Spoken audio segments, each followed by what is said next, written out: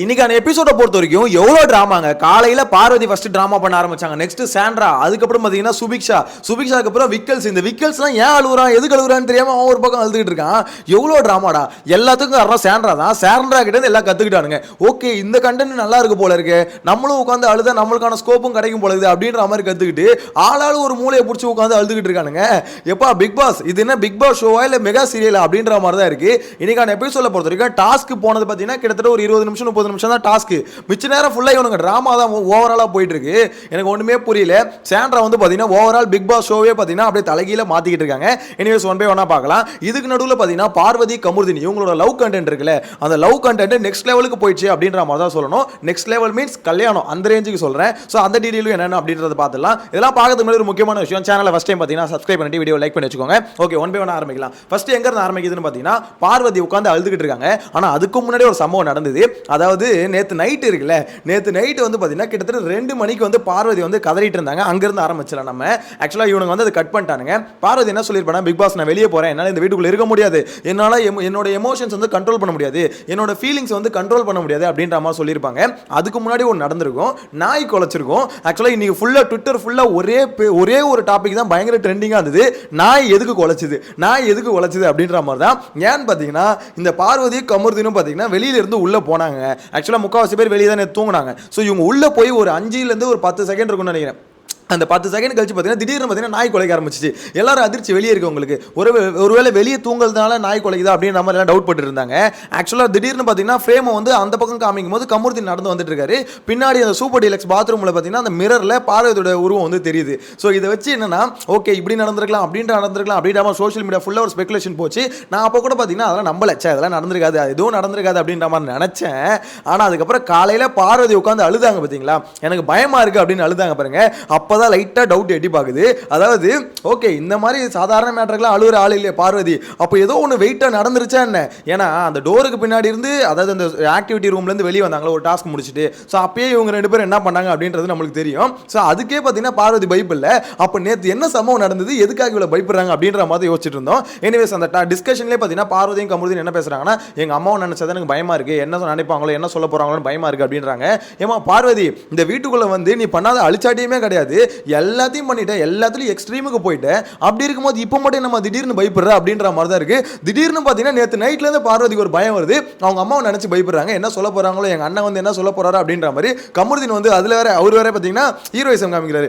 என்ன ஆனாலும் சரி நான் உங்களை நிற்பேன், உங்க அண்ணன் என்ன அடிச்சாலும் சரி, அந்த விஷயம் பார்த்தீங்கன்னா கட் பண்ணிட்டாங்க. கமுர்தின டைலாக் இது, உங்க அண்ணன் அடிச்சாலும் சரி அடி வாங்கிப்பேன், ஸோ அந்த அளவுக்கு பார்த்தீங்கன்னா உங்க கூட நிற்பேன் அப்படின்ற மாதிரி வாக்குறுதியெல்லாம் கொடுக்குறாரு. உன்னை கல்யாணம் பண்ணிக்கிற பார்வதி அப்படின்ற மாதிரி சொல்ல, சத்தியமா சொல்ற கல்யாணம் பண்ணிக்கிறேன் அப்படின்ற மாதிரி சொன்னாரு. சொல்லி ஓரளவுக்கு பார்த்தீங்கன்னா பார்வதி வந்து காமா பார்த்தீங்கன்னா அவங்க அழுதுட்டு இருந்ததை சமாதானப்படுத்திட்டாரு. ஆனால் விஷயம் என்னன்னு பார்த்தீங்கன்னா இதுங்க 2 கல்யாணம் பண்ணிக்குங்களா அப்படின்ற மாதிரி கேட்டிங்கன்னா அதுக்கெல்லாம் வாய்ப்பே கிடையாது. ஏன்னா இங்கே உள்ளே இருந்து பார்த்தீங்கன்னா உள்ளே இருக்கும் போதே ஆக்சுவலாக மார்னிங் இவ்வளோ நடந்ததா, அப்புறம் ஈவினிங் ஒரு டிஸ்கஷன் நடந்ததில்ல, அதில் பார்த்தீங்களா பார்வதி சொல்லிருப்பாங்களா என்னை வளைச்சி போட்டான் அப்படின்ற மாதிரி சொல்லியிருப்பாங்களா. அதில் வந்து 2 சண்டை, திருப்பி சண்டை, இந்த மாதிரி சொல்லாத, நான் ஒன்று வளைச்சி போடல அப்படின்னு சொல்லிட்டு பார்த்தீங்கன்னா 2 பேருக்கும் பயங்கரமாக முட்டிக்கிச்சு. அதை இன்னைக்கான 1 hour எபிசோடில் கட் பண்ணிட்டானுங்க. ஆக்சுவலாக அங்கே கமுர்தினுக்கும் சரி பார்வதிக்கும் சரி ஈவினிங் வந்து பயங்கரமான ஒரு சண்டை நடந்திருக்கும். நடுவில் அமித்தும் இன்வால்வ் ஆயிருப்பாரு. அமித் இந்த மேட்டர் சொல்லியிருப்பாரு. சொன்னதுனால இவங்க 3 பேருக்குள்ள ஒரு கிளாஷ் ஒன்று போயிருக்குன்னு வச்சுக்கோங்களேன். அங்கேயே நம்மளுக்கு கிளியரா புரிஞ்சிடும் இதுங்க எல்லாம் சும்மா வந்து பார்த்தீங்கன்னா ஒரு கண்டென்ட்டுக்காக இந்த மாதிரி வேலைலாம் பண்ணிட்டு இருக்காங்களே தவிர மற்றபடி இது வெளியே போனதுக்கு அப்புறம் அப்படி போகணும், இப்படி கொண்டு போகணும், கல்யாணத்துக்கு கொண்டு போகணும், டேய் ஒரேடியா ஊத்தாதீங்கடா அப்படின்ற மாதிரி தான் இருக்கு. இஷ்டத்துக்குன்னு பார்த்தீங்கன்னா அடிச்சு விடுறது. வெளில போய் நான் உங்க அம்மாட்ட பேசுறேன், உங்க அம்மாட்ட நான் பேசுறேன், அவங்க என்ன ஆனாலும் சரி நான் பேசி உங்க கூட கடைசி வரைக்கும் நிற்பேன். கமுர்தினி நீ ஒரு வார்த்தை சொன்னதுக்கே பார்த்தீங்கன்னா உனக்கு அவ்வளோ காண்டாவது. ஆக்சுவலாக கமுர்தினி மேலே மட்டும் குறை சொல்லுங்க, பார்வதியை சேர்த்தா சொல்றேன். 2 பேருமே உண்மையிலே ஒரு ஃபீலிங்ஸ் இருக்கா மாதிரி காமிச்சிக்கிறாங்க. ஆனா அது உண்மையான ஃபீலிங்ஸா அப்படின்ற மாதிரி பார்த்தீங்கன்னா இல்ல. ஏன்னா 2 பேருக்குமே பார்த்தீங்கன்னா ஒரு சின்ன வார்த்தை சொன்னோன்னே ஈகோ கிளாஷ் ஆயிடுது, 2 பேரும் அடிச்சுக்கிட்டு போயிடுதுங்க. ஒன்னே லவ்ல வர பொசசிவ்னஸ்ங்க இது அப்படின்ற மாதிரி சொன்னீங்கன்னு வச்சுக்கோங்களேன், ஒழுங்கா ஓடி போயிடுங்க. இது லவ்வே இல்லைன்னு சொல்லிட்டு இருக்கோம், இதுல லவ்ல வர பொசசிவ்னஸ் ஆகுது, ஏதோ ஒரு கர்மம். சரி, இதுக்கப்புறம் பார்த்தீங்கன்னா இந்த சாண்ட்ரா அப்புறம் அமித் இவங்க 2 பேர் உட்காந்து அந்த கேட்டு கிட்ட பேசுறாங்க. ஆக்சுவலா சாண்ட்ரா மட்டும் தான் அந்த கேட்டு கிட்ட ஃபிக்ஸ் ஆயிருந்தாங்க. இப்போ அமித் பார்த்தீங்கன்னா இன்னொரு தூணை பிடிச்சிட்டாரு. இவங்க ஒரு தூணு, அவர் ஒரு தூணு. 2 பேரும் காலையில ஆச்சுன்னா ஒரு டெய்லி ரொட்டீன் என்னன்னா காலையில வந்து உட்காந்து ஒரு 5 நிமிஷம் புலம்பிட்டு போகணும். அந்த மாதிரி இப்போ என்ன சொல்றாங்கன்னா இந்த திவ்யா கானவனை வச்சுட்டு என்ன பண்றதுனே தெரியல, எங்க ஒண்ணுமே தெரியல, அவங்களுக்கு கத்த மட்டும் தான் தெரியுது அப்படின்ற மாதிரி அமித் சொல்லிட்டு இருக்காரு. அமித் இன்னைக்கு என்ன பண்ணாருன்னு பார்த்தோம்ல, அவரோட மொத்த டேலண்ட்டையும் கொட்டினார் பார்த்தீங்களா, அங்கேயே தெரிஞ்சிச்சு. கரெக்ட், அமித் சொல்றது கரெக்ட். திவ்யா வச்சு ஒன்றும் பண்ண முடியாது, அமித்தை மட்டும் வச்சுக்கோங்க நல்லா பண்ணலாம் அப்படின்ற மாதிரி தான் இருந்தது. அதாவது ஒன்னொருத்தவங்கள குறை சொல்லக்கூடாது. ஃபர்ஸ்ட் ஆஃப் ஆல் இன்கேஸ் சொல்லலாம், நீங்கள் வந்து பார்த்தீங்கன்னா பயங்கரமாக எல்லாத்துலேயும் பார்த்தீங்கன்னா பிச்சு உதற ஆளாக இருந்தால் நீங்கள் சொல்லலாம். அங்கேயே ஒன்றும் வரல, அப்புறம் என்ன மற்றவங்களை குறை சொல்கிறது அப்படின்ற மாதிரி தான் இருக்குது. இதில் சாண்ட்ரா வந்து பார்த்தீங்கன்னா அந்த குரூப்பிசம் பாருங்கள், இந்த ஒஸ்ட் பர்ஃபார்மர் சொல்கிற அன்றைக்கி இப்போ என்கிட்ட வந்து சாண்ட்ரா அழாதீங்க அப்படின்ற மாதிரிலாம் பேசுகிறாங்களே எல்லாரும், அப்போ பாருங்கள் என்ன குத்துன்னு குத்துவாங்க அப்படின்ற மாதிரி சொல்கிறாங்க. எனக்கு புரியல, சாண்ட்ரா ஒஸ்ட்டாக பண்ணால் ஒஸ்ட்டாக தான் சொல்லுவாங்க. ஆக்சுவலாக எங்கள் குரூப்பிசம் இருக்குன்னு சொல்லுங்கள், நான் அக்செப்ட் பண்ணிக்கிறேன், இருக்குதான் ஃபேவரட்டிசம் பண்ணுறானுங்க எல்லாம் இல்லைன்னு நான் சொல்ல. அதுக்குன்னு இவங்க வந்து பார்த்தீங்கன்னா அழுவும் போது ஒருத்தவங்க வந்து சமாதானப்படுத்த வராங்கன்னா அதுவும் ஃபேக்கு, எல்லாமே ஃபேக்குன்னு சொல்லிட்டு சாண்ட்ரா ஒன்று பண்ணுறாங்களே, அது ஏன் பண்ணுறாங்க, எதுக்கு பண்ணுறாங்கன்னே தெரியலங்க. அவங்க மட்டும் தனியாக ஒரு உலகத்தில் வாழ்ந்துகிட்டு இருக்காங்க. அதில் அவங்க வச்சது மட்டும் தான் சட்டம், அவங்களுக்கு வச்சது மட்டும் தான் நியாயம் அப்படின்ற மாதிரி வாழ்ந்துகிட்டு இருக்காங்க. இந்த கடைசியில் கனிக்கும் சாண்ட்ராக்கும் ஒரு சண்டை வந்தது பார்த்தீங்களா, அந்த சண்டையை பார்க்கும்போது ஏமா எதுக்குமா தேவையில்லாம சண்டை போடுற, என் குழந்தைய பற்றி கனி பேசிட்டா அப்படின்ற மாதிரி சொல்கிறாங்க. என்னது உங்கள் குழந்தைய பற்றியா, ஏதோ ஒரு பாட்டு பாடியிருக்காங்க குழந்தை பாட்டு, ஸோ அதில் வந்து பார்த்தீங்கன்னா என் குழந்தைய மீன் பண்ணி தான் நீ பாடியிருக்க. ஏமா ஒரு குழந்தைய மீன் பண்ணி யாராவது பாட்டு பாடுவாங்களா, பேசிக்காக உங்களுக்கு அறிவுன்றது ஒன்று இருக்காமா அப்படின்ற மாதிரி தான் இருக்குது. சாண்ட்ராவோட ட்ராமா பார்த்தீங்கன்னா நாளுக்கு நாள் வளர்ந்துக்கிட்டே இருக்குது. அது எந்த அளவுக்கு வளர்ந்துருக்குன்னா நிறைய பேரை இன்ஃப்ளூயன்ஸ் பண்ணிருக்கு. காலையிலே பார்த்தீங்கன்னா கனியும் விக்ரமும் அதை பற்றி பேசி பயந்துட்டு இருந்தாங்க. இந்த மாதிரி ஓட்டுகள், இந்த சிம்பதிக்கு வந்து பார்த்தீங்கன்னா ஓட்டுகள் வெளியே விழும், மேபி நம்ம கூட அதில் தப்பாக ப்ராஜெக்ட் ஆகலாம், சாண்ட்ரா பக்கம் சிம்பத்தி போகிறதால இப்போ நம்ம கூட பார்த்தீங்கன்னா வில்லனா கூட இதில் இருக்கலாம் அப்படின்ற மாதிரி விக்ரம் பார்த்தீங்கன்னா லைட்டாக பயந்துருப்பார் அப்பயே. ஏன்னா விக்ரம் பொறுத்த வரைக்கும் ஒரு டவுட் இருக்குது, சாண்ட்ராக்கு சிம்பத்தி பயங்கரமாக ஒர்க் அவுட் ஆகி ஓட்டுகள் விழும் அப்படின்ற ஒரு டவுட் இருக்குது. கனியை பொறுத்த வரைக்கும் பார்த்தீங்கன்னா சாண்ட்ராவோட அதாவது அவங்க பண்ணுறது வந்து பார்த்தீங்கன்னா இன்னும் இவங்களுக்கு இரிட்டேட் ஆகிட்டே தான் இருக்குது. கனியும் ஒரு விஷயம் பண்ணிட்டு இருக்காங்க, கனி வந்து பார்த்தீங்கன்னா 100% கரெக்டான இல்லை, கனியும் ஒரு சனி தான். என்ன பண்ணுறாங்க, எப்போ பார்த்தாலும் அதாவது சாண்ட்ரா வந்து வேலைக்கு போகிறாங்களா, தயவு செஞ்சு அதை விட்டு மறந்துறேன், அவன் ஏதோ ஒரு மூலையில் உட்காந்துக்குது, ஏதோ ஒன்று பண்ணிக்குது. ஆனால் இவங்க என்ன பண்ணுறாங்க, அவங்க ஓரமாக உட்காந்தா கூட கனியை பொறுத்த வரைக்கும் அவங்க ஏன் ஓரமாக உட்காராங்க, அவங்க எதுக்கு தனியா உட்கார்றாங்க, அவங்க ஏன் அதை பண்றாங்க, அவங்க ஏன் அழுகுறாங்க, அவங்க அழுகுறாங்களா, இப்ப பாருங்க நானும் அழுகுறேன். அது எல்லாத்துலயும் காம்படிஷன் இல்ல, இதுலயும் காம்படிஷன், எல்லாம் டிராமா போட ஆரம்பிச்சிச்சிங்க. அந்த வகையில தான் பாத்தீங்கன்னா இந்த சுபிக்ஷாவுக்கு விக்ரமுக்கும் ஒரு டிராமா ஒன்று நடந்ததுல, அதை பார்க்கும்போது அதாவது சுபிக்ஷா கிட்ட விக்ரம் சொல்லிட்டாரு அரோரா உன்னோட நல்லா கொஞ்சம் பர்ஃபார்ம் பண்ணுது அப்படின்ற மாதிரி, கொஞ்சம் லீட் எடுக்குது அப்படின்ற மாதிரி. ஸோ உடனே சுபிக்ஷாவால் அது ஏற்றுக்க முடியல. அந்த பொண்ணு என்னன்னா ஓகே இவ்வளோ நாள் சாண்ட்ரா டிராமா தானே பார்த்தீங்க, இப்போ பாருங்கடா சுபிக்ஷா டிராமா அப்படின்ற மாதிரி அந்த பொண்ணு போய் உட்காந்து அழுது மூச்சு வாங்குது. அந்த பொண்ணுக்கு டாக்டர் போய் பார்க்குது, எனக்கு புரியல அந்த அளவுக்கு அழுகுற அளவுக்கு என்னமா ஆச்சு, உன்னை விட அந்த பொண்ணு நல்லா ஆடுதுன்னு சொல்லிட்டா, உன் கேம் கொஞ்சம் இறங்குதுன்னு சொல்லிட்டா, அதுக்கு ஏமா இவ்வளோ அழுக, எனக்கு ஒரு மாதிரி ஆச்சரியமாயிடுச்சு. ஏதோ விக்ரம் ஏதோ அசிங்கமாக திட்டினா மாதிரியும், அதுக்கு அந்த பொண்ணு பார்த்தீங்கன்னா வெம்பி அழுகுற மாதிரியும் எனக்கு ஒன்றுமே புரியல. அதாவது சுபிக்ஷாவால் ஏற்றுக்க முடியல, தன்னை வந்து பார்த்தீங்கன்னா குறைச்சி வந்து விக்ரம் பேசிட்டார்ல, அதனால் ஏற்றுக்கவே முடியல. அது வந்து அந்த பொண்ணுக்கு ரொம்ப மன உடைச்சலாகி அந்த அளவுக்கு கதறி அழுது. சரி ஓகே அந்த பொண்ணு தான் ஒரு பக்கம் அழுதுன்னு பார்த்தா, அது அழுது உள்ளே போனோன்னா விக்ரம் அழுதுட்டு ஓடியாரான். ஐயோ என்னால் முடியல தங்கச்சி அழுகுது அப்படின்ற மாதிரி அவன் ஒரு பக்கம் அழுகுறான். இந்த பிக் பாஸ் கலாச்சாரில் விக்ரம் நீங்கள் தான் ஓவரா சீனை போடுறீங்கன்னு, அது அதனால் பிக் பாஸ் மனசுலேருந்து வந்து வார்த்தை நினைக்கிறேன். டேய் விக்ரம் அந்த பொண்ணு கூட அழுது கூட ஒத்துப்பண்டா, நீ ஏன்டா ஓவரா சீனை போடுற அப்படின்ற மாதிரி தான் அவர் கேட்டார்.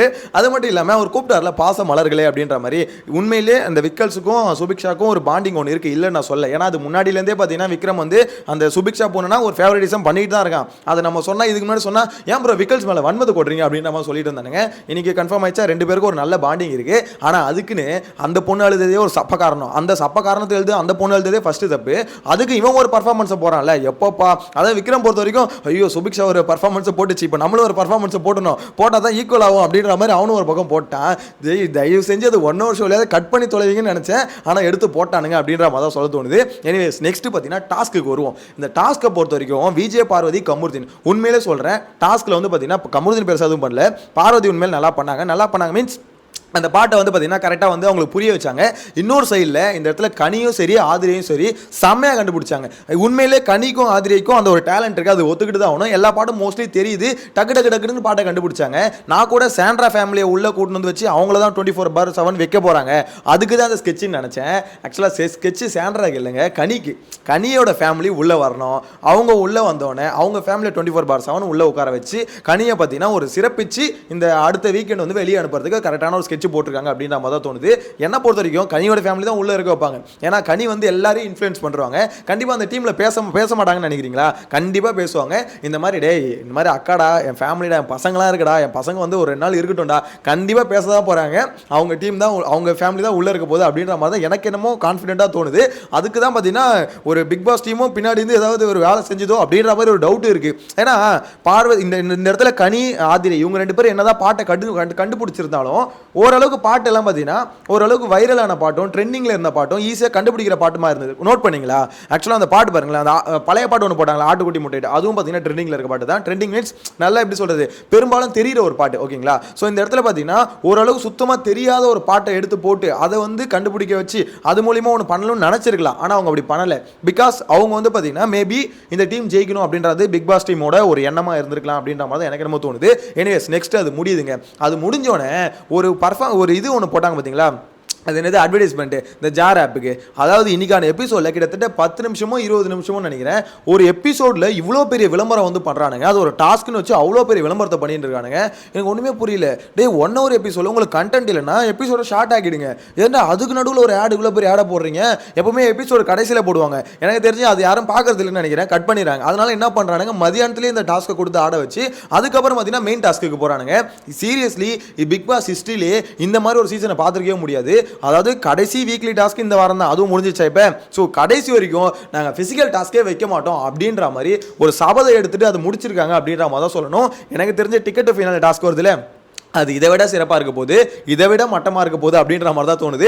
ஏன்னா இவங்க முடிவு பண்ணிட்டாங்க இவங்களுக்கு ஃபிசிக்கல் டாஸ்க்கே கொடுக்க போகிறது. இந்த மாதிரி பார்த்தீங்கன்னா சொப்பு சம்மா விளையாடுற டாஸ்க்கு இந்த மாதிரியே கொடுத்து ஒப்பேத்திரும் அப்படின்ற மாதிரி தான் நினைக்கிறாங்க. எனிவேஸ் கடைசியாக பார்த்தீங்கன்னா ஃபைனலாக ஒரு பயங்கரமான ஒரு டீம் வந்து களத்தில் இறங்குச்சு, கரகாட்ட கும்பல். ஆக்சுவலாக கரகாட்ட கும்பல் உள்ளே போனவுடனே பார்த்தீங்கன்னா கானா வினோத், ஆக்சுவலாக இது இந்த இடத்துல சாண்ட்ரா, இவங்க 2 பேரும் உட்காரும் போதே தெரியும், கண்டிப்பாக சொல்கிறேன் கானா வினோத்தை ட்ரிகர் பண்ணுவாங்க அப்படின்றது தெரியும். ஆனால் ஓப்பனாக சொல்லணும்னு வச்சுக்கோங்களேன், இந்த டீமை ஒரே டே பண்ணிட்டானுங்க. மொத்த பேர் கத்திட்டு இருந்தானுங்க. டேய் உங்களுக்கு அநியாயமாவே தெரியலையாடா? ஆக்சுவலா அதாவது கனிக்கும் ஆதிரைக்கும் பார்த்தீங்கன்னா 1-2 பேர் பின்னாடி பாட்டு பாடிட்டு இருந்தாங்க, காதிலே வந்து மொத்த பேரும் கத்துறானுங்க. அதெல்லாம் உண்மையிலே சொல்றேன், அது ரொம்ப ரொம்ப தப்பு. ஆக்சுவலா ஒருத்தர் 2 பேர் டிஸ்டர்ப் பண்ணலாம், அதுக்குன்னு பக்கத்தில் வந்து கத்துறது, முன்னாடி போய் டான்ஸ் ஆடுறது ரொம்ப ஒரு மாதிரி லிமிட்டை தாண்டி போயிட்டானுங்க. கானா வினோத் அங்கேருந்து எந்திரிச்சு பாத்ரூம்ல போயிட்டு ஒரு பாட்டை வந்து கண்டுபிடிச்சாரு. அந்த பாட்டுக்கே கிட்டத்தட்ட எவ்வளோ நேரம், 1 hour அந்த பாட்டுக்கு தான் போச்சு. அந்த அளவுக்கு பார்த்தீங்கன்னா ரொம்ப டிலே ஆயிடுச்சு. ஃபர்ஸ்ட் 2 சாங் ஈஸியாக கண்டுபிடிச்சிட்டாங்க. கண்டுபிடிச்சோன்னு என்ன ஆச்சு, ஓகே இவங்களை விடக்கூடாது அப்படின்ற மாதிரி மொத்த பேர் களை இறங்கி வச்சு செய்ன்னு செஞ்சுட்டானுங்க. அதுக்கடுத்து பார்த்தீங்கன்னா 4வது பாட்டு கண்டுபிடிச்சிட்டு அந்த 4வது சாங் தான் நினைக்கிறேன் கடைசியாக தூக்கி போட்டாங்களே. ஸோ அந்த பாட்டை கடைசி வரைக்கும் 2 பேரால் கண்டுபிடிக்கல. அவங்களே பாவம் பார்த்து ஏமா விட்டுல அவங்க பாவம் அப்படின்னு சொல்லிட்டு அவங்களே கூப்பிட்டு வந்துட்டாங்க. எப்படி இருந்தாலும் பார்த்தீங்கன்னா பார்வதி டீம் தான் வென்னு, ஏன்னா டைம் கம்மியாக அவங்க தான் முடிச்சிருக்காங்க, 16 நிமிஷத்தில் முடிச்சிருக்காங்க அப்படின்னும் போது. ஸோ இதெல்லாம் ஏமாத்திரம். கண்டிப்பாக இவங்களாம் இவ்வளோ தூரம் ட்ரை பண்ணிருக்க வேண்டிய அவசியமே இல்லை. ஏமா நீ வந்துருமா, ஒரு 1/2 hour தாண்டும் போது நீ வந்துருமா அப்படின்ற மாதிரி சொல்லியிருக்கலாம். ஏன்னா எப்படி இருந்தாலும் தோல்வி தான், கண்டிப்பாக இது தோல்வி தான் தெரிஞ்சு தான் அவ்வளோ நேரம் ஓடிட்டு இருந்தாங்க. ஆனால் ஃபன்னாக இருந்ததுங்க. ஆக்சுவலாக கானா வினோத் வந்து ட்ரிகர் பண்ணானுங்களே, ட்ரிகர் பண்ணோன்னா அவருக்கு என்ன பண்ணுறதுனே தெரியல. பாத்ரூமுக்கு போகிறேன், ஒரு பக்கம் பார்த்தீங்கன்னா ஆக்டிவிட்டி அந்த டோர் கிட்ட போனார் பார்த்தீங்களா, பாட்டை கேட்கலன்னு பிக் பாஸ் சாரா பாட்டை கட் பண்ணிட்டாரு. ஓ வினோத் நீ இவ்வளோ யோசிக்கிறியா, நான் இப்போ யோசிக்கிறேன்னு சொல்லிட்டு பாட்டை கட் பண்ணி விட்டாங்க. செம்ம கேட்டிங்க உண்மையிலே. அந்த அந்த மொமெண்ட் வந்து உண்மையிலே ஃபன்னாக இருந்தது. பிக் பாஸ் பாட்டு கேட்டார்ல, பிக் பாஸ் அது என்ன பாட்டு கொஞ்சம் சொல்லுங்களேன் அப்படின்ற மாதிரி. அதெல்லாம் உண்மையில சொல்கிறேன், ஒரு மாதிரி அந்த ஒரு டாஸ்க்கு நடுவில் ஒரு ஜாலியாக என்ஜாய் பண்ணுற மாதிரி தான் அந்த கவுண்டர் எல்லாமே. ஸோ என்ன பொறுத்த வரைக்கும் ஓவராலாக பார்த்தீங்கன்னா இந்த பார்வதி டீம் வந்து ஜெயிச்சிட்டாங்க. ஸோ இப்போ இதில் வந்து யார் அவங்க ஃபேமிலியை தக்க வைக்க போகிறாங்க அப்படின்றதான் பெரிய ஒரு இதுவாக இருக்க போது. நாளைக்கு அதில் ஒரு பெரிய கலவரமே வரப்போகுது. நான் கெஸ் பண்ணுறது மேக்ஸிமம் கனியோட ஃபேமிலியாக இருக்கும்னு நினைக்கிறேன். உங்களோட கருத்து எது வந்தாலும் மறக்காமல் கமெண்ட்டில் மென்ஷன் பண்ணுங்கள். நீங்கள் யாரை இருக்க வச்சா கண்டென்ட் வந்து இன்ட்ரெஸ்டிங்காக மாறும், யார் எந்த ஃபேமிலி இருந்தால் அதாவது நம்மளுக்கு பார்க்குற ஆடியன்ஸாக நம்மளுக்கு வந்து ரொம்ப இன்ட்ரெஸ்டிங்காக இருக்கும் அப்படின்றத கமெண்ட்டில் மென்ஷன் பண்ணுங்கள். அது மட்டும் இல்லாமல் இந்த பார்வதி கமருதீன் இவங்களுக்குள்ள ஒன்று போதில்ல, அது வந்து பார்த்தீங்கன்னா ஒரு பக்கம் வந்து ஒரு சைடில் வந்து பார்த்தீங்கன்னா கமருதீன் கல்யாணம் பண்ணிக்கிறேன்றாரு. அதுக்கப்புறம் பார்த்தீங்கன்னா ஃபைனலாக வந்து இது வந்து என்ன இது இந்த மாதிரிலாம் பண்ணிட்டு இருக்கு, இதுலாம் அந்த வேலைக்கு ஆகாது அப்படின்னு சொல்லிட்டு ஈவினிங் ஆனால் சண்டை போடுறாங்க. ஸோ இவங்க வந்து பார்த்தீங்கன்னா நைட்டில் ஒரு மாதிரி, காலையில் ஒரு மாதிரி, ஈவினிங் ஒரு மாதிரி 3 ஆங்கிளில் ஒன்று போயிட்டு இருக்கு. இன்னொன்று பார்வதியோட பயம், பயங்கரமான பயம், பயந்து அழுகுறாங்க. காலையில் அழுகுறாங்க, திருப்பி ஈவினிங் அழுகுறாங்க. அந்த அளவுக்கு வந்து பார்வதி இந்த அளவுக்கு பயந்து அழுகுறதுக்கான காரணம் என்ன, அதாவது எங்கள் அம்மா என்ன நினைப்பாங்களோன்னு சொல்லிட்டு இவ்வளோ நாளாக இல்லாத பயம். எங்கள் ஃபேமிலி அப்படிப்பட்ட ஃபேமிலி இல்லை அப்படின்ற அம்மா சொல்கிறாங்க. அப்போ இவ்வளோ நாளாக உங்கள் ஃபேமிலி இருக்குது, உங்கள் அம்மானு ஒருத்தவங்க இருக்காங்க அப்படின்றது உனக்கு தெரியவே இல்லையம்மா. இவ்வளோ நாளாக எல்லாத்தையும் பண்ண இஷ்டத்துக்கு எல்லா அழிச்சாட்டையுமே பண்ணியாச்சு.